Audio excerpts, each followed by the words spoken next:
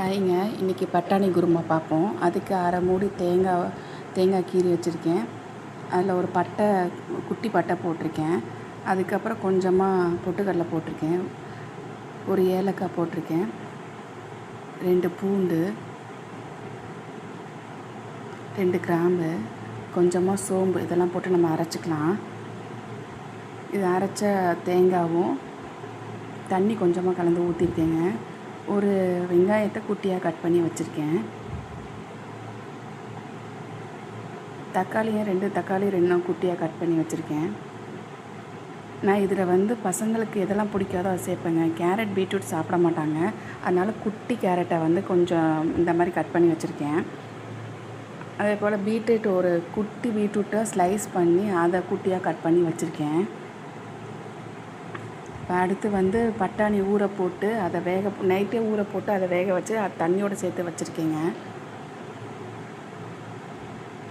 இப்போ பட்டாணி வெந்த குக்கர்லேயே நம்ம 3 ஸ்பூன் எண்ணெய் ஊற்றிக்குவோம்.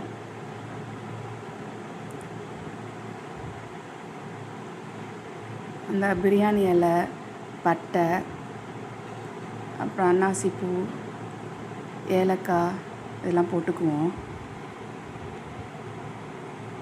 வெங்காயம் போட்டு வதக்கிக்கலாம் கண்ணாடி பதம் வர அளவுக்கு.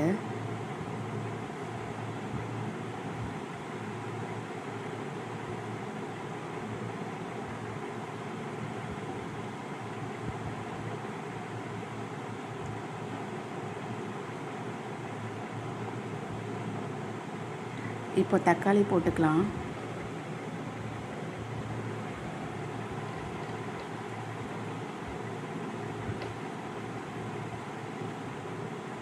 தக்காளியும் நல்லா சேர்ந்து வதங்கட்டுங்க. நம்ம ஏற்கனவே பட்டாணி வேக வச்சனால இது கொஞ்சம் நல்லா வதங்கட்டும்.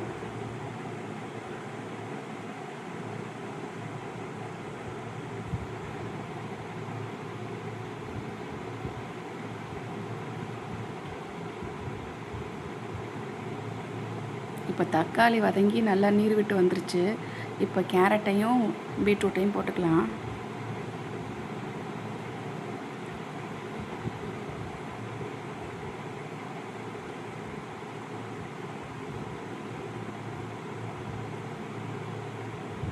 இது நான் 4 பேருக்கு செய்கிறனால எனக்கு இந்த அளவு போதுமானதுங்க. உப்பு தேவையான அளவு போட்டுக்கலாம்.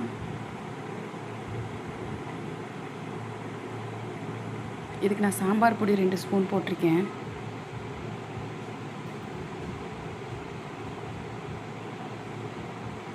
பட்டாணி தண்ணியும் வேக வச்ச தண்ணியும் போட்டுக்கலாம். இப்போ இதோடையே நம்ம தேங்காய் அரைச்சி வச்சதையும் ஊற்றிக்கலாம். கொஞ்சமாக தேங்காயில் தண்ணி ஊற்றி நம்ம அதையும் போட்டுக்கலாம். எனக்கு இந்த தண்ணி போதுங்க, எங்கள் 4 பேருக்கும். உங்களுக்கு தேவைப்பட்டால் மேற்கொண்டு தண்ணி ஊற்றிக்குங்க. இது கெட்டியாக தான் வரும். என்னோடய குக்கரில் ஒரு விசில் விட்டால் போதுங்க. உங்கள் குக்கரில் எவ்வளோ விசில் விட்டால் உங்களுக்கு வெந்துருமோ அந்த அளவுக்கு வச்சுக்கோங்க. குருமா ரெடி ஆயிடுச்சு. நான் அந்த பட்டாணி கொஞ்சம் எடுத்து வச்சு நான் மசாலா கடையில் போட்ட மாதிரி மசாலா பட்டாணி போட்டு கொடுத்துருக்கேங்க சாய்க்கு. அதுதான் அவனுக்கு ஸ்நாக்ஸ் பாக்ஸு. தேங்க்யூ ஃபார் வாட்சிங்.